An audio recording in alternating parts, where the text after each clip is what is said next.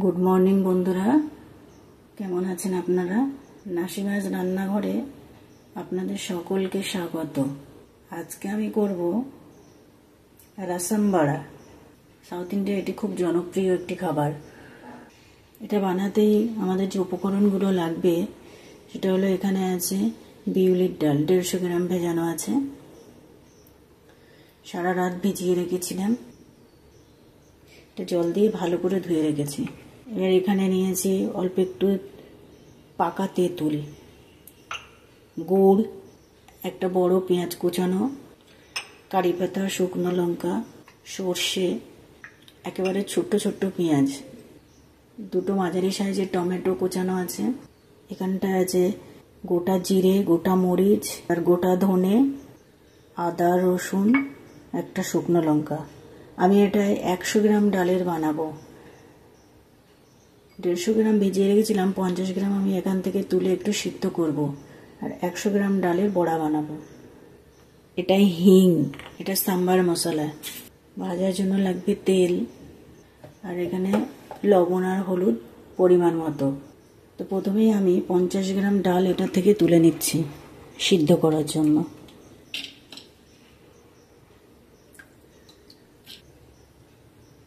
অল্প একটু জল, ডালটা গলার মতো,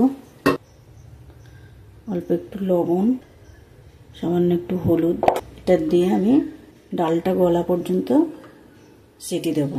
2-3টে সিটি দিয়ে দেবো, ডালটা আমার গলে যাবে। তারপর আমি 1/2 চামচ জিরে, 1/2 চামচ মরিচ, 1/2 চামচ ধনিয়া, 1 ইঞ্চি আদা, 4-5টা রসুনের কোয়া, একটা শুকনো লঙ্কা, এটা মিক্সার বলে দিয়ে দিচ্ছি। এবার এটাকে পালস মোডে ঘোরাতে হবে একটুখানি। দেখুন এরকম হবে পালস মোডে ঘোরালে। এখানে বলে রাখি, রসুনের কিন্তু আপনারা খোসাটা ছাড়াবেন না। আমি যে একটা বড় সাইজের পেঁয়াজ কেটে রেখেছিলাম সেটাও ওই পালস মোডেই করে নেব। এবার আমি যেখানে 2টো মাঝারি সাইজের টমেটো কোচানো ছিল, এর থেকে অর্ধেকটা বেটে নেব। এখানে আমি যে তেঁতুলটা নিয়েছিলাম এটা একটু গরম জল দিয়ে ভিজিয়ে নিচ্ছি।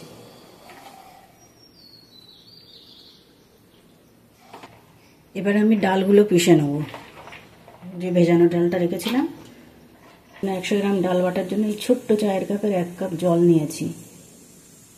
বাটার সময় মাঝে মাঝে একটু একটু দিতে হবে। এবার আমি এই বাটা ডালটাকে একটা বাসনের মধ্যে রেখে ভালো করে ফেটাবো। এটা ফেটাতে আমার 15 মিনিট লাগবে। আচ্ছা, এই 100 গ্রাম ডালটাকে বাটতে চায়ের কাপের 1/2 কাপ জল লেগেছে। বেশি জল দেবেন না বাটার সময়। দেখুন ডালটা যখন হাতে করে তুলে দেখুন একদম হালকা হয়ে গেছে। ডালটা একই রকম ভাবে ঘোরাবেন, উল্টো পাল্টা ঘোরাবেন না, তাহলে ভিতরে ফাঁপা হবে না। এবার আমি এর মধ্যে স্বাদ অনুযায়ী লবণ দেব।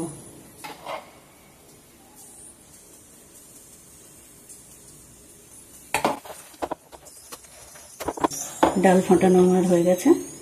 এবার আমি সেই সিদ্ধ করা ডালটা মিক্সিতে পেস্ট করে নেব। এবার আমি বড়ার জন্যে রাসামটা রেডি করব। কড়াইটা আমার গরম হয়ে গেছে। এবার একটু ওর মধ্যে সরিষার তেল দিয়ে দেবো। 3 টেবিল স্পুন সরিষার তেল। তেলটা গরম হোক। তেলটা গরম হয়ে গেছে, এর মধ্যে এবার ফোড়ন দেব। গ্যাস একেবারে আস্তে করে দিচ্ছি। 1 চিমটে হিং, কালো সর্ষে, 2টো শুকনো লঙ্কা আর একটু কারি পাতা। একটু ভাজা ভাজা গন্ধ ছাড়লে এর মধ্যে দিয়ে দেবো গ্রেট করে রাখা পেঁয়াজটা। গ্যাসটা এবার জোরে দিয়েছি।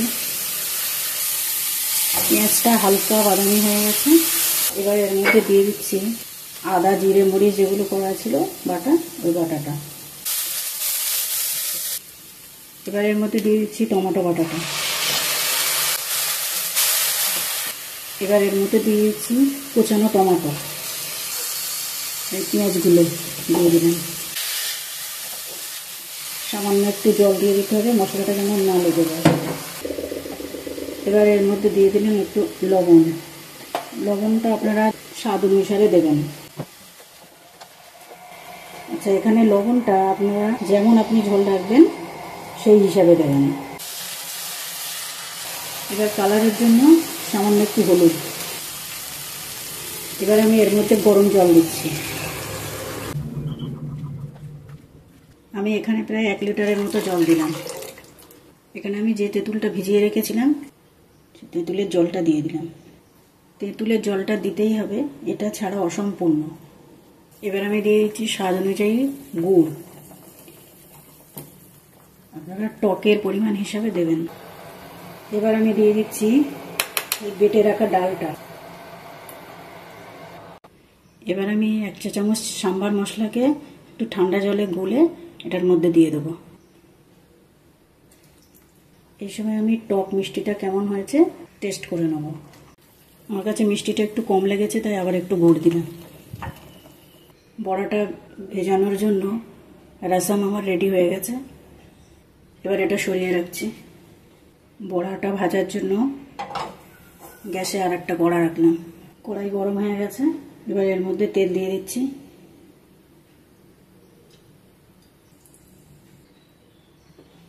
এবার বড়াটা ভেজানোর জন্য এই একটা বাটির মধ্যে উষ্ণ গরম জল নিয়েছি। এই জলের মধ্যে দিয়ে দিচ্ছি একটু হিং আর একটু লবণ। তেলটা আমার গরম হয়ে গেছে। এবার এর মধ্যে একটা বড়া দিয়ে দেবো।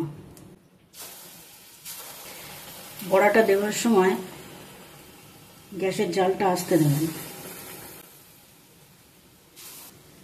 এবার আমি সাইড দিয়ে তেলটা তুলে এর ওপরটায় দিয়ে দেবো।